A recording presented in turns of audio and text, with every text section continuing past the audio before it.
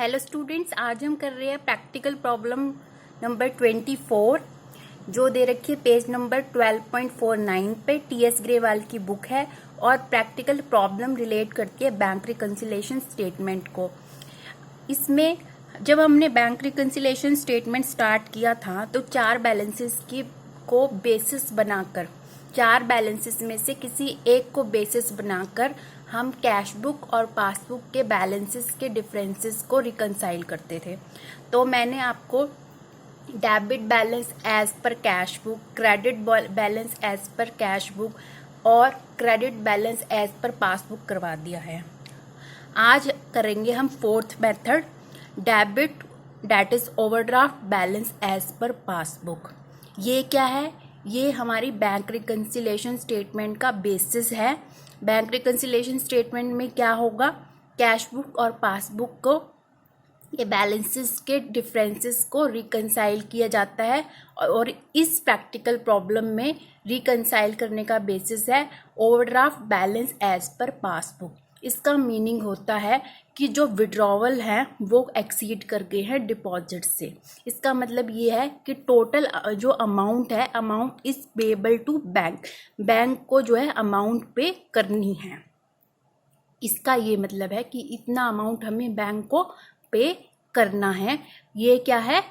एक लायबिलिटी है business organisation की, ठीक है।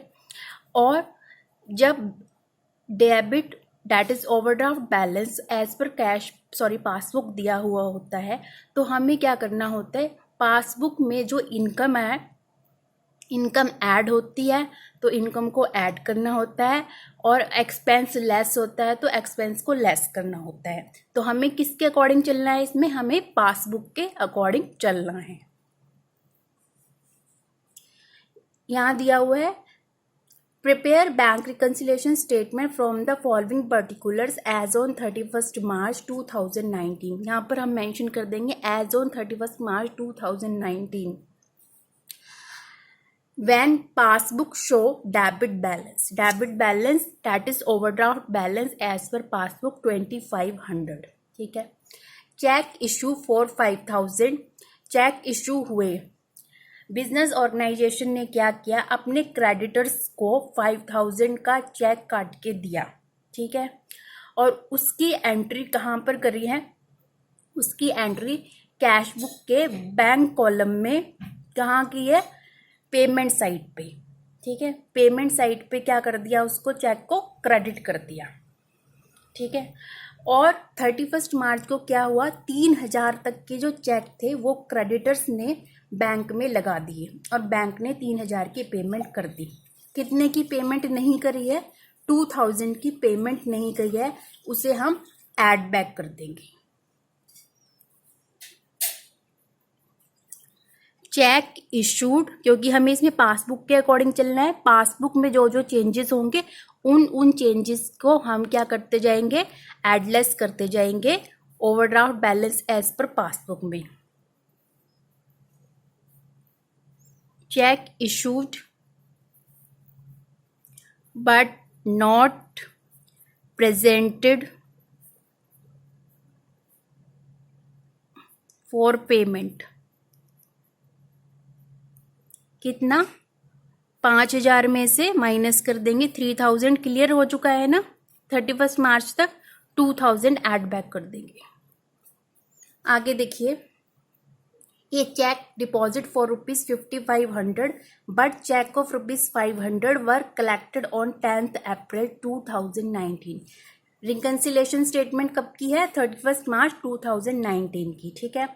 चेक जो है, चेक रिसीव हुआ कस्टमर से, ठीक है। उस चेक की एंट्री कर दी गई है, कहाँ कर दी गई है? कैश बुक में बैंक कॉलम पे डेबिट साइड पे, रिसीट साइड पे उस इनकम को ऐड कर लिया गया है 5500 को। बट उसमें से कितना हुआ, जो 500 है उसको बैंक ने क्या करा है, उसको बैंक ने उस 500 रुपये के अमाउंट को बैंक ने ऐड किया है, कलेक्ट किया है 10th अप्रैल को, जबकि रिकंसिलिएशन स्टेटमेंट कब की? 31 मार्च 2019 को। तो ये जो है इनकम 31 मार्च 2019 तक ऐड नहीं हुई थी तो इसको हम लेस कर देंगे।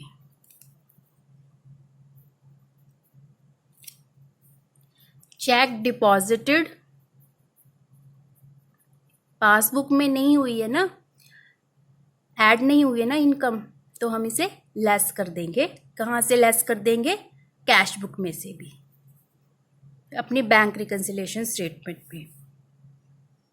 Check deposited but not collected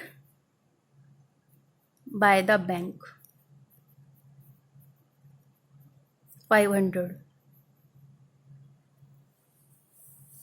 उसके बाद देखिए a bill of exchange, a discounted bill of exchange dishonoured.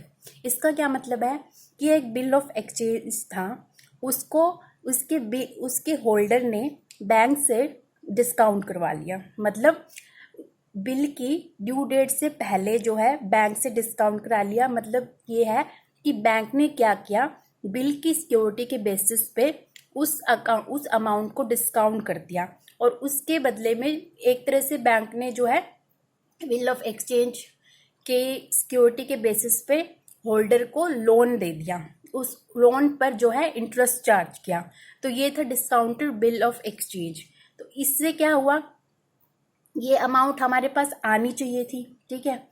तो जब ये इस बिल को जब बैंक में लगाया गया, तो जो एक्सेप्टर था उसके बैंक में उतना अमाउंट था ही नहीं। तो उससे क्या हुआ, ये discounted bill of exchange bill जो था, डिस्काउंटेड बिल, वो क्या हो गया, डिसऑनर्ड हो गया। चेक, ये क्या हुआ, बिल एक तरह से बाउंस हो गया, क्योंकि 2000 का अमाउंट जो था वो कस्टमर के या एक्सेप्टर के अकाउंट में था ही नहीं। तो क्या करेंगे, इसको हम लेस कर देंगे।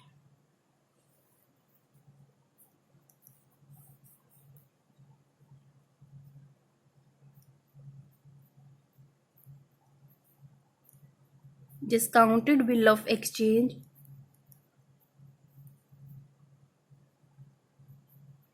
डिसऑनर्ड 2000 का हम लेस कर देंगे।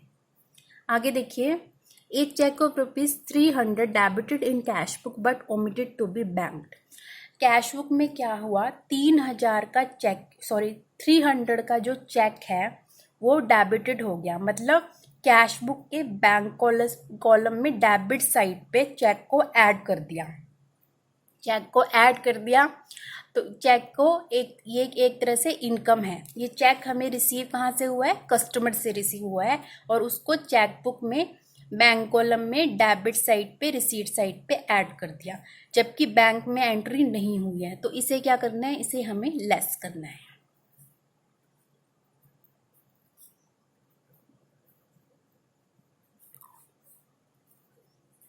Check debited but omitted to be banked 300।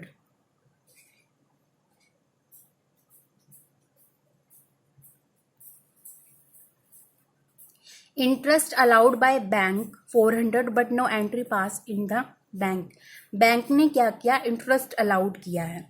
कोई भी किसी भी सिक्योरिटी पे कोई भी इन्वेस्टमेंट होगी उस पर बैंक ने इंटरेस्ट अलाउड किया है। तो ये क्या है, इनकम है जो पासबुक में ऐड है और हमें BRS में भी ऐड करनी है।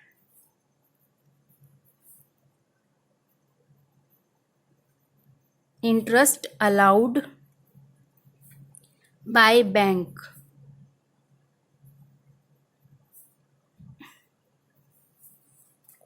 अब ऐड आइटम्स का टोटल लगा लेंगे, ये आ जाएगा 2400, इसको ऐड कर लेंगे, ये आ जाएगा 4900।